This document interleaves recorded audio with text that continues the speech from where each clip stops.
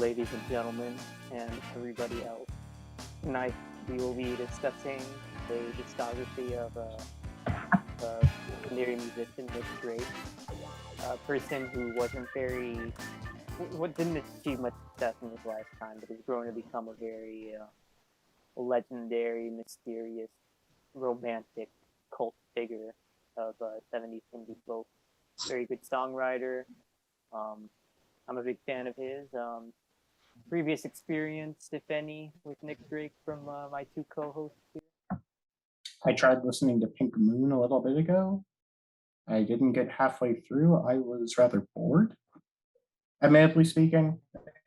Past that, I didn't know anything. I honestly thought he was just like a one album wonder before you pitched the idea. So it was a nice. Okay. Yeah. Oh no, go ahead. I was just gonna say I think I'd only heard like Riverman. Like I don't think I'd ever heard any of these albums at all, really. So it's kind of new. But yeah, I have some takes, I guess you could say. I too feel I have a couple of takes here. Okay. Well, this is going to be an easy rank because all three of these are 5 for me. Because you have to keep in mind that I'm really familiar with these albums. I probably listen to most of these songs pretty consistently for like the past, I want to say like maybe 8 years or so. So these are like, I know these albums. I've probably heard like all these albums at least like 50 times, probably. So these are 5s, and after all these years, they still hold my interest. So that's why they're all 5s. I like every song. The musicianship and songwriting is of a very high quality, and they're very the way the songs are written. There's a lot to unravel over time, so they're very mysterious. And my bottom of the 3 is the debut, 5 Leaves Later, or 5 Leaves Left, right? Named after the rolling papers. When you get to the end, they tell you there's 5 Leaves Left. And that's a very nice album, very pastoral, very relaxing, very very romantic imagery, very very lush arrangements. I really like the sound of the album a lot. And it's very, as you can see, it's a similar thing with like the Big Star run. It starts out with like this is like the youthful, optimistic album, but there's a lot of very interesting existential things going on there too. I really like my favorite song on the album is Riverman. Very beautiful song about kind of based on Siddhartha by Herman Hesse. Kind of how the passage of time is kind of similar to a flowing river. It's just like one long continuous moment. And I don't know, it's very I don't have a whole lot to say about it. I just really enjoy listening to it, and I think it's very well done. I think Nick Drake is a very fantastic lyricist. He's very an interesting thing about his like personality and stuff, if you read about his life or whatever, he was very shy and withdrawn, almost to his detriment almost. And he was, nowadays we have more knowledge about like things like depression and identity and things like that. And if he was around today, he'd probably identify something as like aromantic or something like that. So I like how a lot of these songs don't really focus on like traditional, like standard, usual song topics about like being in love with a girl or a boy. It's very abstract in the way that's written. That sort of thing really interests me. It's very, it's music to like really absorb yourself in and really give you something to think about. And that's why I come back to it so much. So yeah. 5 Leaves Left, 5 out of 5, and my number 3. Used to be my number 2, but I'll talk more about that. Okay, I'll go next, and I'm going to start this list by making a few enemies. I just have to do it. At my number 3, I have Pink Moon. I don't get this record. I'll start out by just saying it is not a bad album. Everything is perfectly fine. I find the melodies all right. I find his lyrics and everything about the record to be all right. But I feel like this album very blatantly focuses upon the weakest elements of his sound, which is the guitar and his vocals. I don't think he's a bad lyric. I don't think he's a bad vocalist, and I don't think he's a bad guitarist. However, I think that the things that push him into being a great artist or a very good artist is his arrangements and the way that the vocals blend in with the different orchestral elements and the arrangements backing him. That's really where I feel he shines and is able to elevate his songs. By stripping it back so much on Pink Moon, I think it takes away what really makes him such a great artist in and of itself. And while these songs at their core are still very good, I find them delivered in a package that I don't think plays to his strengths and overall just isn't something that I want to listen to. It's really short, so I can't complain too much about it, and I totally see why people love it. And it's going to seem like I'm way more negative than my score leads on. I have it at 3 stars. I think it is perfectly decent, but I couldn't tell you a single track on the record. Damn. Okay, we have some takes. When I first heard that album, it definitely went over my head completely. I just did not understand it at all. So, it's definitely one of those albums. I figure it's probably pretty important to note. I've only listened to these records one time and I write my notes immediately after. I think it's the best way to give like a pure virgin perspective into this whole discography and the rankings and whatnot. Just go in totally blind and just see and lay everything out there with how you are on your initial impact. Yeah, I mean, I'm the same. I listened to all of these today. My number 3 is going to be Five Leaves Left. Just for the reason that I don't think the production is as good as on his following 2. It feels a little thin at points. Like there's not as much of like a tactile feeling or as much depth, I think, to the sound as on Bryter Layter or Pink Moon. I think the songs on all of these are really good. I think part of the reason, like I'm the arrangement and the production is going to be the big deciding factor on all of these for me, because I think his songwriting is incredibly consistent. I think like taking away the way they're performed, any song he's written, I think could pretty much fit on any of his albums. He has very like, although certain albums have different moods, it feels like he has certain themes he returns to and certain kind of motifs with his writing. But this one, yeah, I like a lot of the orchestration, but overall it has kind of the least distinct sound to me. But the songs are really great. Obviously, Riverman is kind of the standout track everyone cites, and that's a classic. But it's full of great stuff like that. So yeah, that's going to be my number 3, and I have that one at 4 stars. It's pretty good. Maybe a re-listen would up it for me, but that's where it is right now. So my number 2 is Bryter Layter, which again is a 5. Like I said before, all of these are 5-star records for me. But this used to be my least favorite, but in like the past year or so, it's really gone up for me. Because when I first heard it, it's definitely the most fully produced of the 3, and that was kind of a bit of a turnoff for me when I first heard it, because it has a very strong 70s sound. But like honestly, the more time goes by, the more I'm into that. So it's definitely one of my favorites by him. Definitely, I love the songs on it, and I love the production on it. Very great playing. I disagree with your thoughts on him as a musician, because he's a very, very strong musician. He's very highly respected as an acoustic guitarist. He's definitely, his songs are famous for being extremely difficult to play. Like they're extremely complicated. Like I don't think I've been able to like learn a single song by him correctly, because it's very just the way he thinks about like harmony.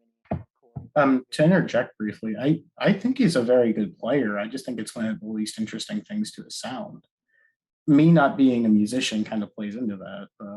Like, I don't think that he's a bad player, and I can fully admit that he's an impressive player. I just don't think that that's enough to really pull me into the sound.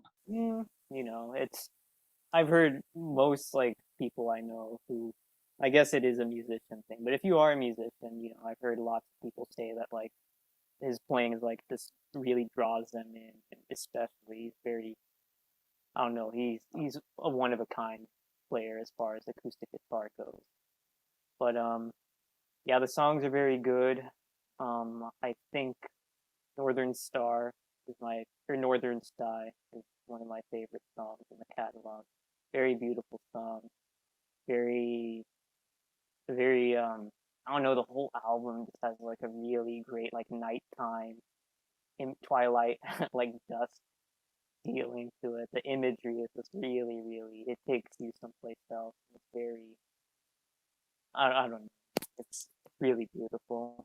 And some great, um, John Cale of the Velvet Underground steps in on a couple songs, and his presence is always welcome in anything. The production is great. The songs are great. I love revisiting this album. I really like it. Bryter Layter, number 2, 5 stars. Well, I'm going to talk about that record as well, but evidently I'm not going to be as positive as you. But it's a good album. I think this is a good record. Everything sounds very nice. It's a very pleasant record to listen to. It has a wonderful aesthetic throughout the record. I don't think that there's a single really noteworthy song, though. I think that a lot of them really bleed into just this one really great harmonious mass. And it's wonderful when it's on, and I really enjoy listening to it. But I'm not going to take out a single track here. Aside from, if I'm being perfectly honest, the introduction track I thought was the best one in terms of sticking out. However, I think all of the songs are good. I think that they all sound very nice, and it has a really great sort of style, like I was saying earlier. But there's just something about the record that I don't think fully brings me in the way that the debut does. It's kind of one of those things where I feel like he's trying to do that record again, but he's trying to up it a little bit, and it just doesn't really work as well, in my opinion. I don't know. I think I was a little bit disappointed after. I'm not going to cut to the chase. I very much enjoyed that debut record. I think I was a little disappointed with his following too, but it's not a bad album at all. I'd still give it 3.5. I think it's a good solid listen. I will say, this is just a good example of artists that you really need time with it to like really. This the nature of his music. Just isn't the thing that's going to like really, and that's probably Testing. the reason why he wasn't like so successful, because these are really songs that you really need to like absorb over time. They don't grab you on first, but songwriting is of that nature sometimes. That's fair enough. I'll probably try and give Bryter Layter another listen down the road. I just don't think Pink Moon is really the type of album for me. As much as I would love for it to connect, it's stripping away what I love with the sound. I'm sorry to harp on that. Well, yeah, I was gonna say I prefer. I think the better way to listen to these albums for me was to look at it as like a 30-minute song with a bunch of parts rather than a bunch of different songs, because the style is similar, but the kind of the melodies and stuff and each vibe is kind of its own. So that's, I think, a better way, for me at least, to listen to it. But I'm about to talk about the same album, Bryter Layter. That's my number 2. It's good. I think it's better than the debut. I think it's an improvement. I think things sound better. Again, I'm going to agree that Northern Sky is one of the big highlights on it, but I think every song not only stands alone really well, but also kind of contributes to the larger picture. But I really like the sound he's going for. He's going for something a bit fuller, a bit more kind of energy, but I think it kind of works here. It might not normally, he has a lot of different musicians on this one. Like, he has musicians from the Fairport Convention and the Velvet Underground and even the Beach Boys, and many people like that on here kind of contributing to the sound. And I think it works pretty well. I think it has such a lush kind of pastoral energy to it that I really vibe with. It's I'm teetering on the edge of a 5. I'm gonna go with a 4.5. But yeah, that's my number 2, Bryter Layter. And I'm glad I didn't have to be the first one to say it because I wasn't exactly sure how you're supposed to pronounce it. But here we go, number 2. Just to interject real quick, there were 2 60s options on the board, and Aiden picked the album that was released in the 70s. This is going to be a rare occasion, put a bookmark here.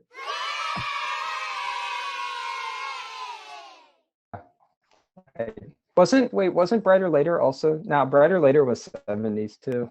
I thought it was 69. No, the first one was 69 and Bryter Layter was 71. Damn, you're just totally breaking your character, man. What the hell? Yeah, I mean, I'm rating music. I'm just speaking the truth. If it doesn't go pattern, it doesn't go with the pattern. Yeah, this is Pink Moon is my number 1. I will say, this is probably obvious to most people, but I'm definitely a crier when it comes to music. Pink Moon, I think, is one of my, not only is it my favorite album ever that is just like one musician by themselves, but I don't know, as far as the lyrics go, it's a very acute description of depression, and I feel like the way it's done and like the way the songs are written, because I don't know, he was really going through like something like at this point in his life, and like the songs just have, some of them get really, really dark, and it's just, I don't know, something about the vibe of it sends us like a chill down my spine, especially the song Parasite. But yeah, just the way he sings and the way he writes, the disconnected phrases, and the feeling of not being able to really articulate what you're feeling, and kind of feeling like nobody else is able to fully connecting with you in that regard. It's all a strong feeling I get on this album, and it just has a very strong mood to it. It's very short, very concise. All the songs were practically done in one take, and with very little mastering done, which is very rare. I mean, as far as like when musicians are recording, normally when you mix it, there has to be a lot of things done to it to make it sound good, because when you're playing something, most musicians tend to play things with different frequencies, and an engineer's job is to equalize that to where it's at a reasonable level from beginning to end. But I've heard like accounts like apparently the recording, he was just so strong that barely any mixing had to be done in the performances, and that's extremely rare in recorded music with musicians. I mean, maybe with like jazz musicians like the 20, but you have to be of a pretty high caliber to get that sort of consistency. And I don't know, the songs, I just think they're all A plus.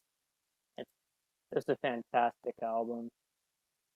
This is like the type of indie like folk stuff I go for. To me, this is like the gold standard of acoustic, like 70s songwriter music, at least with just like one person in the company. But yeah, it's one of my favorite albums ever. I really love it. 5 out of 5. Out of curiosity, I figure I'll ask because I would assume this is probably a top 10 record for you given that review. Would you say you like it more or less than Radio City? I wouldn't say it's top 10.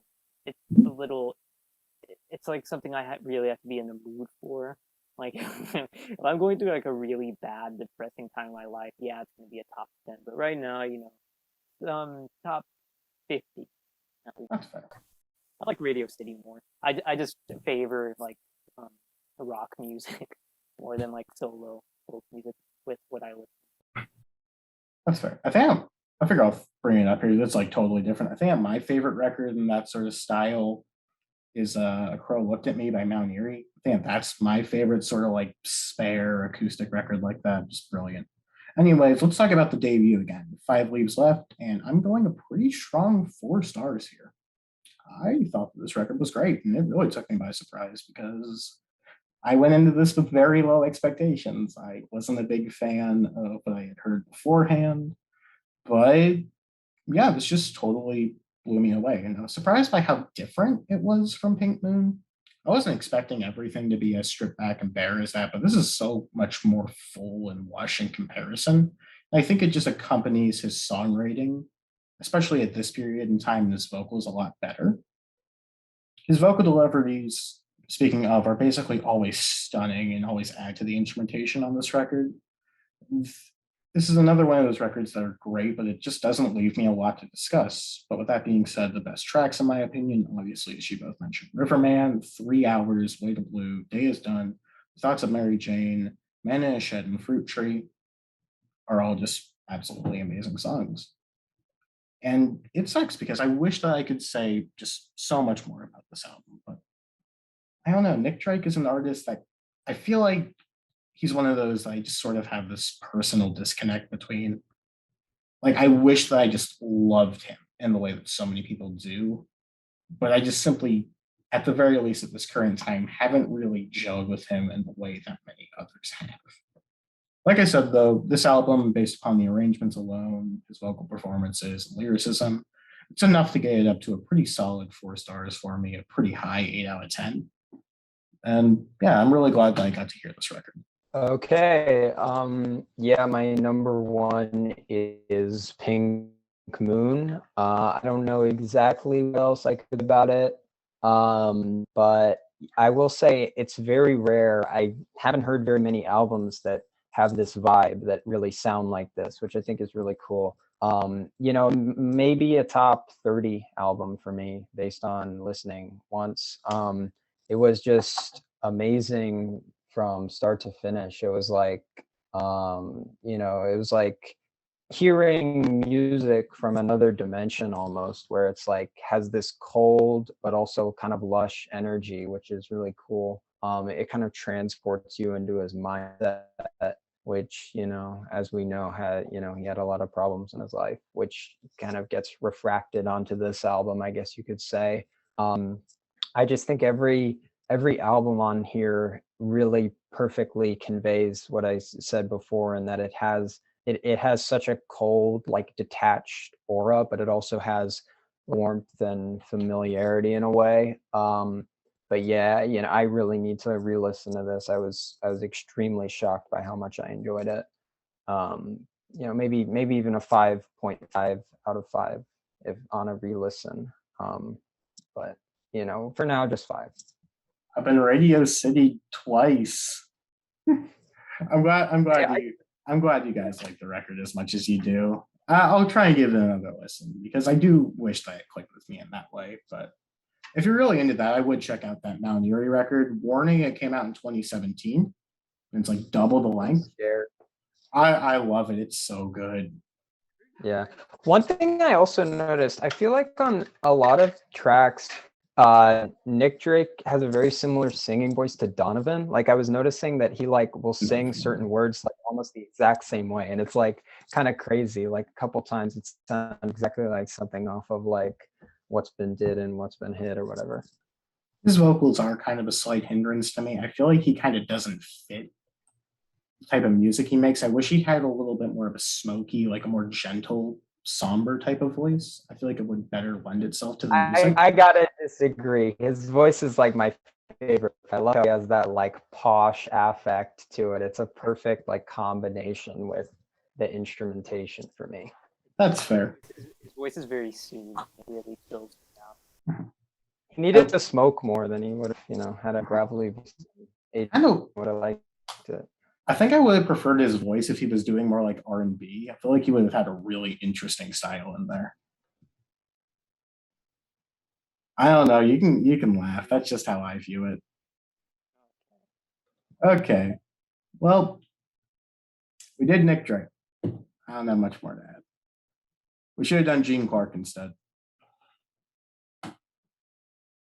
Alrighty. I'm glad that you all loved this week. I loved what's it called? 5 Leaves Left. Alrighty. Aiden's been frozen. With that being said, I'll declare our next artist. We are going to be talking about the band Television. Marky Moon. So, yeah. They made 2 other records as well. You may have heard them, probably not.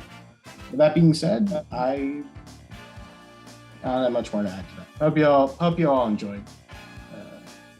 Ciao. Bye.